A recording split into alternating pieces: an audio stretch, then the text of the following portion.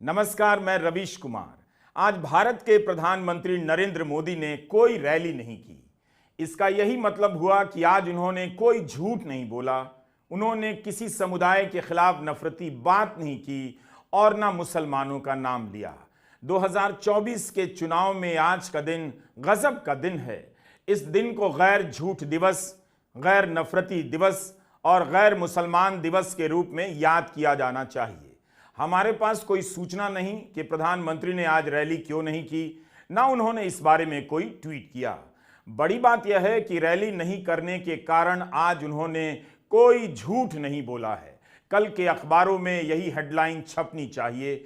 मेरी राय में 9 मई को भारत की राजनीति में सत्य दिवस के रूप में मनाया जाना चाहिए, क्योंकि इस दिन प्रधानमंत्री नरेंद्र मोदी ने कोई झूठ नहीं बोला। 8 मई को प्रधानमंत्री ने 4 सभाएं की और एक मंदिर में दर्शन भी किया। 28 और 29 अप्रैल को 48 घंटे के भीतर प्रधानमंत्री मोदी ने महाराष्ट्र में 6 सभाएं की थीं। 9 मई के दिन उनकी कोई सभा ही नहीं हुई। इस दिन दिल्ली में शाम 6 बजे पद्म पुरस्कार वितरण समारोह था, लेकिन उससे पहले पूरे दिन उन्होंने एक भी सभा नहीं की। आमतौर पर प्रधानमंत्री की सभा 10 बजे से ही शुरू हो जाती है। 10 बजे से लेकर 8 घंटे तक उन्होंने एक भी सभा नहीं की, यानी एक भी झूठ नहीं बोला।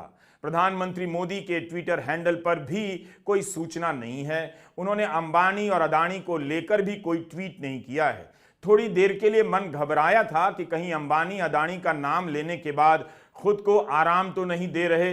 भले ये दोनों टेम्पो से पैसा भिजवाने का काम करते हों, लेकिन दोनों पावरफुल तो हैं ही। जिनके पास प्राइवेट प्लेन हो, इतने सारे चैनल हो, उन्हें कम नहीं समझना चाहिए। वे अगर टेम्पो चलवा सकते हैं तो किसी को गाड़ी से उतरवा भी सकते हैं। वैसे अपने प्रधानमंत्री किसी से कम नहीं और हर किसी से ज्यादा ताकतवर हैं।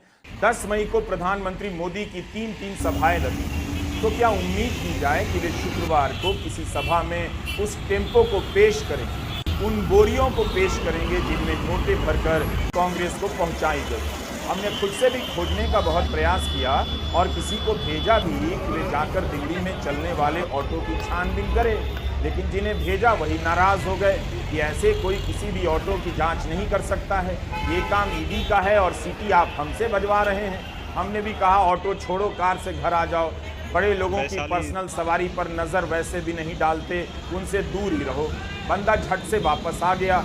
किसी ने इस ऑटो का फोटो भेज दिया कि विक्रम का पुराना मॉडल भी इस्तेमाल में लाया गया होगा, लेकिन कई जगहों पर पता किया यह ऑटो नहीं मिला। पता चला कि इस पर कई साल पहले रोक लगाई जा चुकी है। टेम्पो की तलाश करते करते अब लोग भारत के प्रधानमंत्री से ही पूछने लगे हैं। वही बता दें, आखिर किस टेम्पो में अंबानी और अदानी ने बोरियों में नोट भरकर कांग्रेस को पहुंचाए। किसी को समझ नहीं आ रहा है कि प्रधानमंत्री मोदी ने अदानी और अंबानी पर इतना बड़ा आरोप क्यों लगाया। यह भी समझ नहीं आ रहा कि प्रधानमंत्री के बयान के बाद बीजेपी ने कोई फॉलो अप प्रेस कॉन्फ्रेंस क्यों नहीं की, न्यूज चैनल डिबेट क्यों नहीं कर रहे हैं, क्यों बीजेपी की तरफ से कोई आधिकारिक बयान नहीं आ रहा। उन्होंने ऐसा आरोप क्यों लगाया कि किसी को कुछ समझ नहीं आ रहा, बोला नहीं जा रहा। राहुल गांधी ने तो 8 मई को ही वीडियो जारी कर चुनौती दे डाली। बीजेपी ने अभी तक उनकी चुनौती पर कोई आधिकारिक प्रतिक्रिया नहीं दी है, ना चुनौती को स्वीकार किया है कि ठीक है, अगर ये आरोप है तो हम ईडी को अंबानी और अदानी के दरवाजे भेजकर दिखा देंगे, हम किसी से डरते नहीं हैं। अरे भाई, ऐसी आवाज नहीं चलेगी। प्रधानमंत्री मोदी की आज तो कोई सभा थी नहीं, तो आज उन्होंने झूठ बोला नहीं, लेकिन अमित शाह और जेपी नड्डा ने कई सभाएं की। प्रधानमंत्री ने तेलंगाना के करीमगंज की रैली में अंबानी और अदानी पर बोरियों में नोट भरकर कांग्रेस को पहुंचाने के आरोप लगाए। अमित शाह आज उसी तेलंगाना के दूसरे हिस्से में सभा कर रहे थे। प्रधानमंत्री राहुल गांधी का नाम कभी नहीं लेते, शहजादा कहते हैं, मगर अमित शाह ने तेलंगाना की रैली में साफ साफ कहा कि यह चुनाव नरेंद्र मोदी बनाम राहुल गांधी का चुनाव है।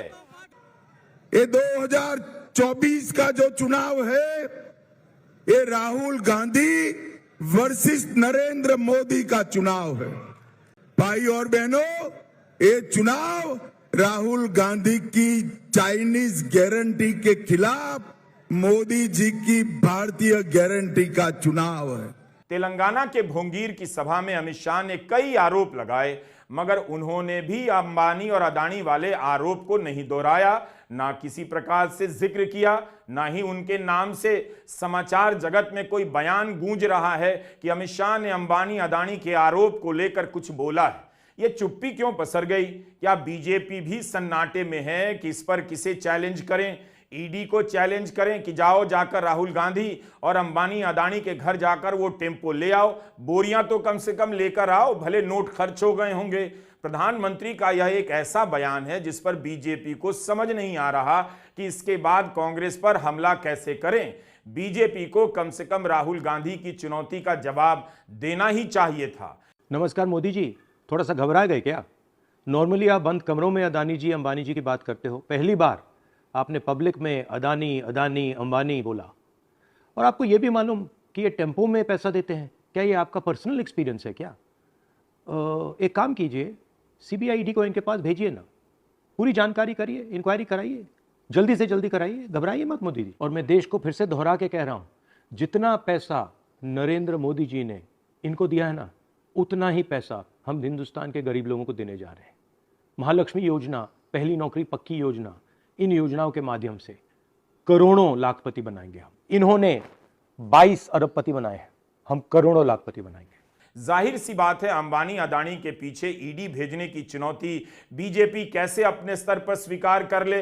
प्रवक्ता को अभी कई चैनलों में जाना है या नहीं जाना है, इसलिए बीजेपी ने राहुल गांधी के बयान को अनदेखा कर दिया, जबकि राहुल गांधी के हर बयान पर बीजेपी के नेताओं की प्रतिक्रियाएं बहुत जल्दी आती हैं।